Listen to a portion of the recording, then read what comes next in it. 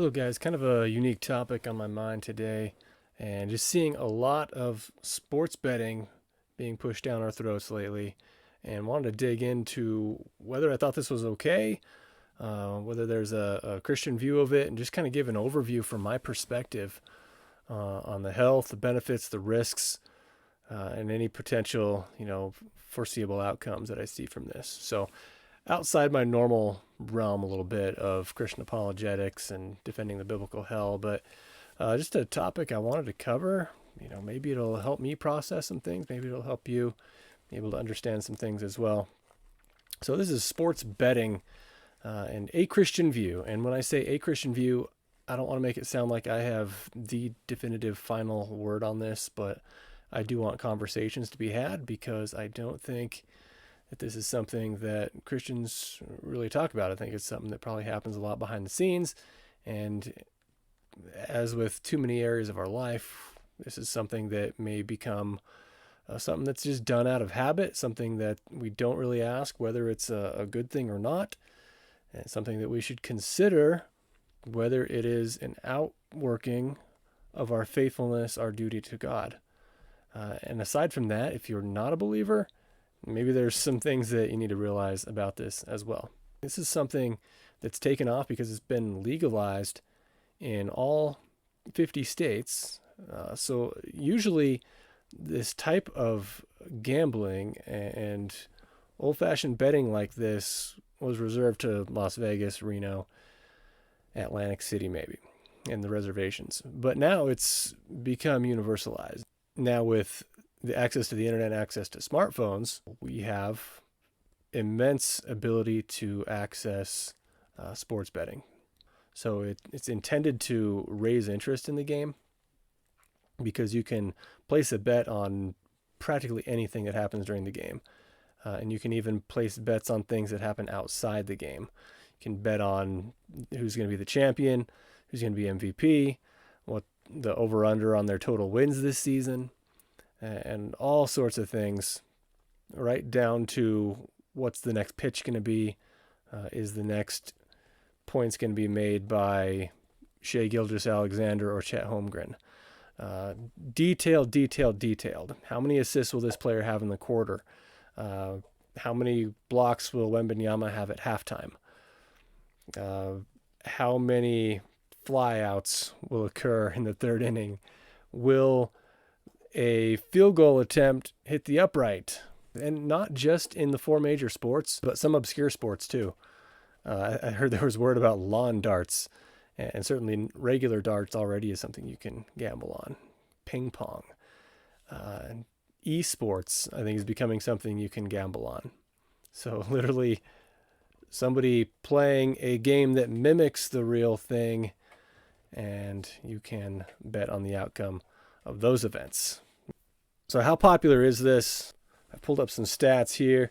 There are 59 different apps now that are nationally recognized as legal sports betting apps. 59, and that number continues to rise because they see the profit in it. 11 different sports betting apps have more than 100,000 reviews.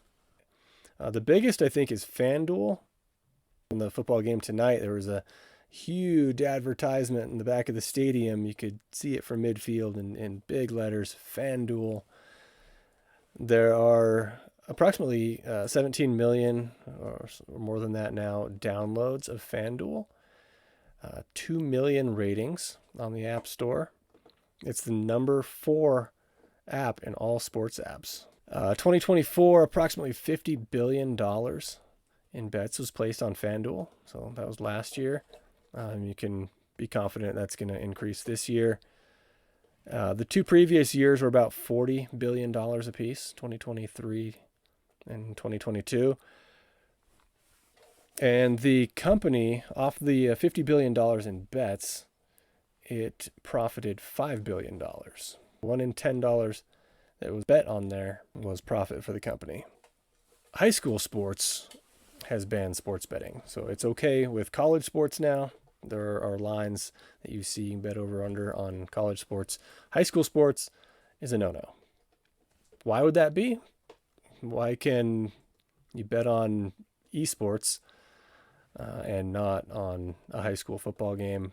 Well, they say that they want to protect the integrity of high school sports and protect the athletes, which of course should provoke the question, if they're interested in protecting high school athletes and the purity of high school sports, why not for college sports? Why not for professional sports? And as we've seen this year, there's been some compromise in that. There's been some major arrests made, particularly in the NBA, with one current player for the Miami Heat, Terry Rozier, and one coach of the Portland Trailblazers, Chauncey Billups, who was a player also, got caught in a gambling ring. So in some cases, they've acknowledged, yes, this is bad, this is harmful. People involved in the sport should not be involved in gambling, because that would mar the purity of the sport. So they at least recognize that much. Where's this all going? If we can have access to gambling, if $50 billion cumulative dollars was spent on one of the 59 apps, where is this going? And by the measure that it's being pushed down our throats, where is this going to be in another 5 years, 10 years? It's only going to grow.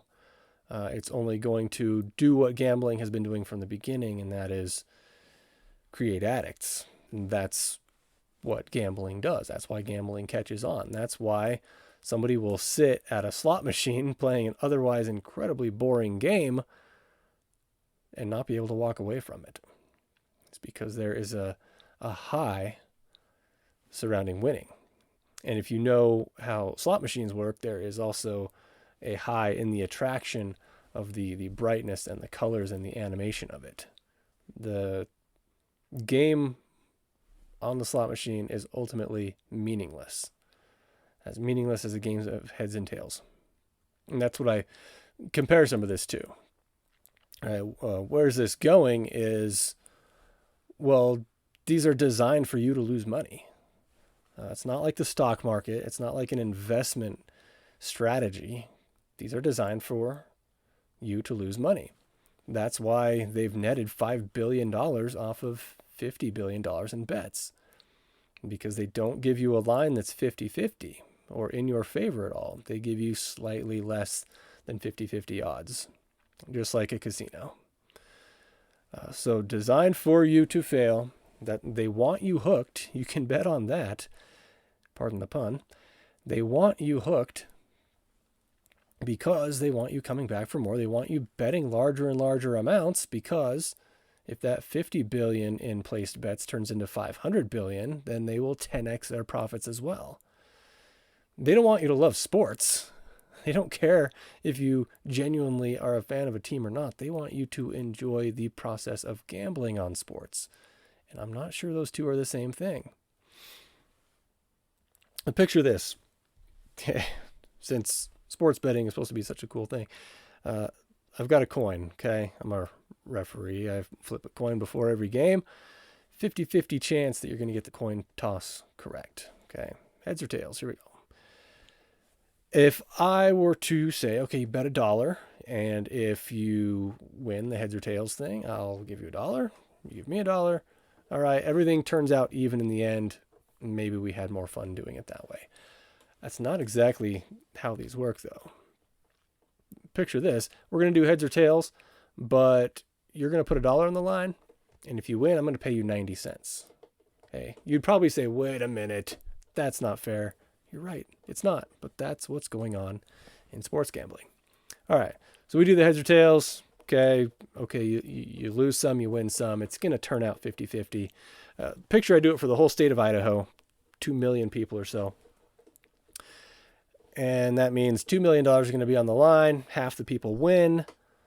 Okay, if I pay out that $900,000 to those who won, but I gain $1 million from those who lost, I've come out ahead $100,000. I'm going to want to do this every week. Let's have a mass game of heads or tails across the entire state of Idaho. I'll give you 50-50 odds or so. You put $1 on the line, I'll give you 90 cents if you win. I make $100,000 profit every time, and I want you coming back for more every week. You'd think that was a pretty fishy game that I came up with. And you'd be right. But if I got you hooked, I've got it in the bag. And now it's not about whether it's genuinely, objectively significant that the coin lands heads or tails. It's just a matter of what you picked. So with sports betting, right, it doesn't really matter to you if a player gets 5 assists in the game or not. What matters is that you make your bet. And suddenly the game itself doesn't matter other than the betting that's going on behind it. Now, some people, some Christians, are going to look at this whole matter and they're going to say, well, maybe this whole sports thing is just anti-Christian in the first place. Maybe we shouldn't even be paying attention to sports. Maybe we should just be reading our Bibles and that's it and forget about sports. Okay. I've worked in some Christian schools and we had sports. Okay. And frankly, sometimes it was those atmospheres that did more for people's faith than the classroom did. That's just how some people are wired. It takes that kind of atmosphere to really bring the best out in them. So we got to ask, is there a Christian view of sports? 1 Corinthians 9:24, do you not know that those who run in a race all run, but only one receives the prize? Run in such a way that you may win. Now, I don't know if Paul genuinely is promoting sports here, but he's just being smart with who he's writing to. Corinth would have some Olympic type games, some track and field races. So he's using that, but it also doesn't seem like he's looking down on it. He's affirming it in some way. He says, you understand what it looks like to play in a way that you're going to win. Run in such a way that you may win. He's using sports as an analogy for living this life that is glorifying to God, that takes on the urgency of the gospel and promotes Christ in every such way possible. So in that sense, sports is a parallel and a promoter maybe of greater things. That passage goes on. Everyone who competes in the games exercises self-control in all things. They then do it to receive a perishable wreath. We call it a gold medal nowadays. But we an imperishable. Therefore I run in such a way as not without aim. I box in such a way as not beating the air. So there's purpose. Sports has apparently taught them purpose and drive. Right? If you're willing to put forth this much effort to earn something that's, not that it's unmeaningful, but it's a perishable wreath. It's a prize that has temporal value. How much more should you put forth this excellence and this effort into things that have ultimate value? Again, not looking down at sports, but using sports as an analogy for accomplishing even greater things. And then Hebrews 12:1-3, therefore, since we have so great a cloud of witnesses surrounding us, let us also lay aside every encumbrance and the sin which so easily entangles us, and let us run with endurance the race that is set before us, fixing our eyes on Jesus, the author and perfecter of our faith, who for the joy set before him endured the cross, despising the shame, and has sat down at the right hand of God, right hand of the throne of God. For consider him who has endured such hostility by sinners against himself, so that you'll not grow weary and lose heart. All right, so a few things paralleling the sports analogy there. When you run, you do so without things holding you back. So here's an analogy of living this life for Jesus without things that are holding you back, without an anchor chained around your waist. You're going to want to run to the maximum. And when you become discouraged, because you will, sports are designed for you to be discouraged sometimes, for you to not win every time. But Jesus endured, and so can we. He endured such hostility. He became this inspiration for you and for me so that we don't grow weary and lose heart. Whether we win, whether we lose, we have such greater things and we have a greater one to fix our eyes on. And then when sports comes into perspective like that, we realize that ultimately we're winners in him, and him that earn the ultimate victory has become our inspiration for being at our best at all moments as well. So there's a few of the things that seem to promote this idea of Christianity in sports and how we can apply that. So this idea with sports betting is not, it's not anti-sports. Okay. In fact, my desire would be to maintain the purity of sports as much as possible. Remember a moment ago I said that sports betting is banned in high school sports. It's okay in college, okay in pros, banned from high school sports, banned from kids' sports because they don't want things getting out of hand. They want to protect the kids. They want to have purity in the sport. That's what I would want across the board. And I think those who are competing at the highest level, we need to guard the purity of the sport the most. So if sports betting compromises the purity of the sport, then I don't want to see it. And I know authorities are trying to do a lot to maintain the purity in the sport by not having anybody involved in the team involved in the gambling aspect of it. Good, but can we do more? And I think it gets a little more profound than just who is betting on the sport. The idea of there being beauty in a sport, I like that. I want to maintain that. There is something that makes the sport what it is.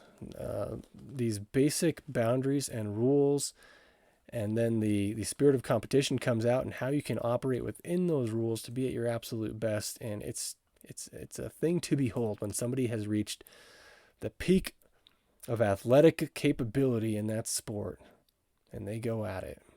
When you have a LeBron James-led Cleveland Cavaliers team going against this incredible Golden State Warriors team, and they compete at the highest level, and they are passionate about it, it's an amazing thing. Whoever wins, and I had my rooting interests, but whoever wins, it's a beautiful thing to behold, right? And a beautiful thing to guard. So my big contention, this is kind of gets to the center of the whole sports betting thing for me. And I don't know if you agree, whatever, you make your opinion known on the internet as well. If you are a sports bettor, if you are somebody that needs to place money on games to be interested in the sport, you're not a real fan. I think the real fans are the ones that can watch the game and understand the beauty of the sport. They may have their favorite teams, they may have their favorite players, but they can enjoy a game without putting money on it. In fact, putting money on it takes your mind to something other than the purity of the sport. I'm not saying you've corrupted the sport. I'm saying that you've intentionally allowed your mind to go to a place where you're no longer focused on the sport itself, but the statistics that can generate a good or bad bet for you. That's where the purity of being fans of the sport is becoming compromised. Because now you're not watching a game because you're not actually a fan of that team. You're a fan of your bet. You may be a fan of the Eagles tonight because you put money on them, and you might be a fan of the Lions next week because you put money on them. That's not a real fan. And if the only thing that you find beautiful in the sport is that them making that line makes you money, then you have missed something special about sports and competition. And this is why we want to protect it in our kids, right? If we're watching a U12 soccer game and a couple of parents decide to put $100,000 on the line for the outcome of the game, what could possibly go wrong with that? Well, a lot of things on the field could, and they recognize that, and that's what they're trying to protect. But things on the sidelines go wrong too. Now what happens when the referee makes a questionable call? Well, the referee's an absolute villain. The referee's call could cost you lots and lots of money, and it doesn't need to be that way. These are human instruments. And if you're watching a U12 soccer game and hundreds of thousands of dollars are being betted on it, how do you view the other team? No longer as humans, no longer as competitors, but as threats to your financial gain. And I think that's a problem, especially with kids. But I think that's a problem across the board. Now a person, a real human in real time, has become your enemy, has become evil in your eyes, not because of anything they are by their nature, but because you decided to put money on the line and they have the opportunity to keep you from benefiting from that. I can't help but think that that dehumanizes in some ways. So sports betting risks changing the sport from being viewed by just pure fans, enjoyed for the purity of what it is, and also can dehumanize players because they can be just products for your profit or for your losses. All right, let's summarize the big ideas from this. Gambling is designed to give you a high. Like any other high, it relies on dopamine, this pleasure release in the body that's not necessarily a bad thing. It just becomes bad when it's artificially enhanced. Your body is supposed to create dopamine, supposed to give you pleasure for certain things. Gambling is an artificial way to raise that when you have money on the line. Okay, sports betting, is it different from gambling? No, not really. Just like with gambling, it's designed for you to fail slightly more than you succeed. And like with gambling, if you put $5 on the line this weekend, you're going to need more money on the line next weekend to get the same high. It used to be 10 miles an hour on a bicycle was really exciting. And now 80 miles an hour in a car or on a motorcycle, not exciting anymore. You need more and more to get the same high. That's how this stuff works.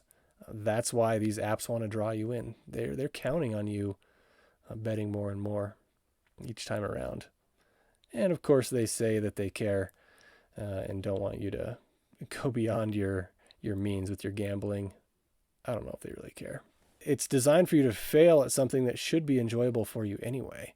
And if sports are not enjoyable for you without putting money on it, find something else. Find something that does excite you, that you don't have to chase a dopamine high. You don't have to make unwise investments. But if you love sports, cool. Love the sport for what it is.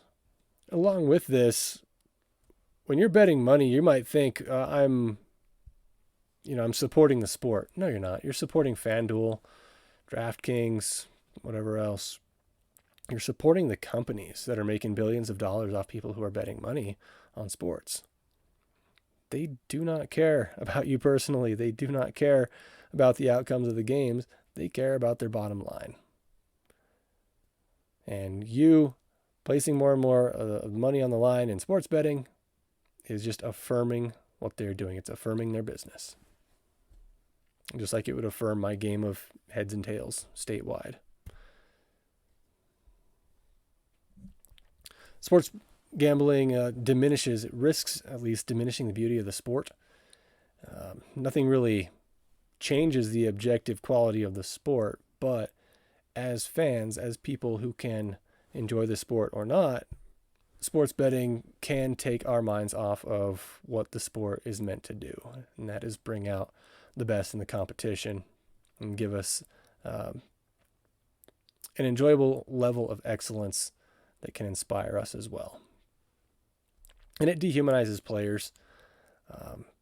Thankfully, I don't think that this has become too bad of a thing yet, but you've got to ask yourself, if this player on the opposing team were to get injured, would I feel for him as a human? I remember when Tyrese Halliburton went down. I was not rooting for the Pacers in the finals last year, but when Tyrese Halliburton went down, tore his Achilles,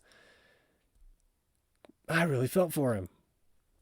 I felt really bad. When Kevin Durant went down a few years ago, I had the same sort of injury. You could see fans on the sideline up and cheering for him having a devastating year-long injury. And that's sad to see. Nothing that we should do in our fanhood should do anything to dehumanize a player. If there's one confident Christian takeaway from all this, I think it relates to that. These are humans. They deserve our love because they're in the image of God. We may root against them. That's okay. Don't root against them at the expense of their value as a human being. With a lot of this said, you might think, it sounds like this guy wants it to be illegal. unless it becomes a big problem, I don't think it needs to be illegal. It would just move to the underground, of course, but if people decide that they want to support these schemes, they should be free to. I just think we should know what we're getting into. And I think we should be cautioned to love people and appreciate the beauty of things like sport without having to compromise them. So we should be aware of what's going on. Should it be illegal? I mean, there's free speech. People are free to do what they want with their money. They're free to be unwise with their money. And I don't think there needs to be laws to stop them unless something really gets out of hand with this. Sports can be an example of biblical principles. It can be an example of principles like discipline, effort, and purpose, as we saw in some of those passages. We should be inspired by what we've seen great people in the past do. We should be able to run with endurance for the things that matter the most. It promotes unity and teamwork, things that are vital for the Christian walk as well, and can be obviously seen in sports. One that I didn't add here, sports is humbling a lot of the time. When I competed in high school, I remember how humbling that was and how much it drove me to prayer. It promotes things like wisdom, alertness, and strategy. Right? Always being at your best. Always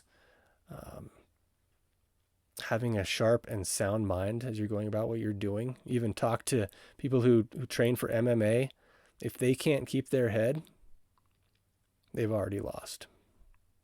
And that's a great thing to learn as Christians who are trying to walk with the Lord. It teaches things like self-control and excellence, right? You get in the heat of the moment.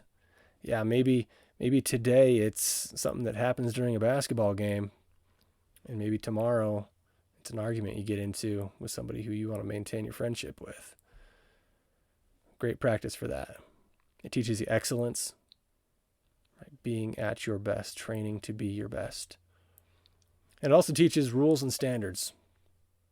There are boundaries in life. There are boundaries in the Christian walk. There are biblical boundaries. There are God's instructions, and there are boundaries in sports. And without boundaries, there's no real game to be had. There's no real sport to be played. And in the Christian walk, similar kind of thing. We have rules, we have standards, we have boundaries that we operate within. We have certain goals that we're working toward as well. And we should be able to do that purely, and we can learn from sports how that looks when it's done excellently. So I want to maintain the purity of sports. I want to caution people about sports betting. I hope that your mind can just be alerted to what's going on with this. And ultimately, I would hope, even though I don't want it to be illegal, I just hope that we could put these places out of business. I don't think they should be in business for, suckering people out of money for placing bets that they're designed to lose more than they're designed to win. And if that's the only way you can have fun with sports, you're not a real sports fan, go do something else. If you love sports, you don't need to bet on it. You can appreciate the purity of the sport without it. That's what I think. That's a Christian view on sports betting. Maybe it's not the definitive and final say on this, but maybe we can have further conversation. So this was a little diversion from what I normally talk about in apologetics and defending the biblical hell, but something that I felt was so strongly in my mind, I wanted to create some material about it. I hope it's been a blessing to you, and I hope that we can think well through this matter as we do with everything else. And I'll talk to you again soon. Until then, God bless and guide you.